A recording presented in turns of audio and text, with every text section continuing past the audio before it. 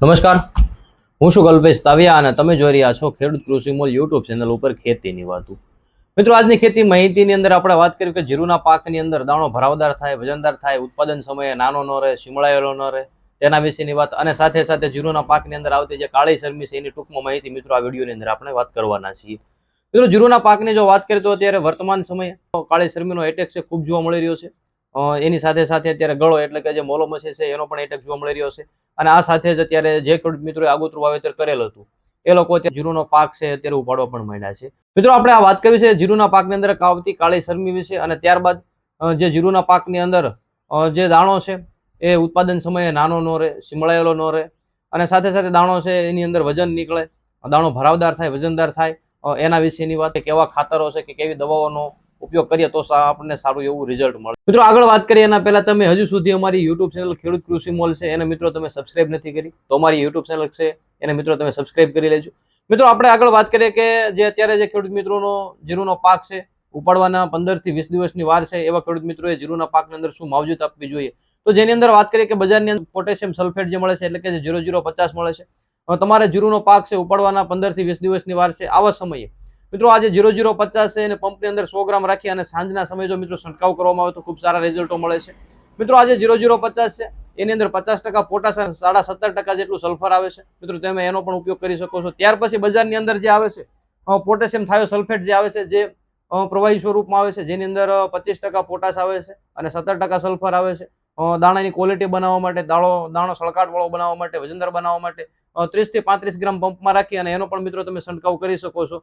મિત્રો, આજે જે પોટેશિયમ સલ્ફેટ છે કે પોટેશિયમ થાયોસલ્ફેટ છે એની સાથે આપણે ફૂગનાશક મિત્રો એડ નથી કરવાનું, એ ખેડૂત મિત્રોએ ખાસ ધ્યાનમાં રાખવું જોઈએ. મિત્રો, સારા રિઝલ્ટ માટે આપણે જે આગળ વાત કરીએ પ્રમાણે 0050 એટલે કે જે પોટેશિયમ સલ્ફેટ છે કે પોટેશિયમ થાયોસલ્ફેટ છે એની સાથે મિત્રો જો બોરોન મિક્સ કરવામાં આવે અથવા તો જે જીબ્રેલિક એસિડ 40% આવે છે એને જો આ પોટેશિયમ થાયોસલ્ફેટ એટલે કે 0050 છે કે પોટેશિયમ સલ્ફેટ છે એની સાથે મિક્સ કરવામાં આવે તો મિત્રો ખૂબ સારા રિઝલ્ટો દાણાની અંદર મળતા હોય છે. ઉત્પાદન સમયે દાણો છે એ નાનો નથી રહેતો, દાણો સળકાટ વાળો થાય છે, શિમળાયેલો નથી રહેતો અને દાણાની અંદર દાણો સારો એવો ભરાય છે, વજનદાર થાય છે.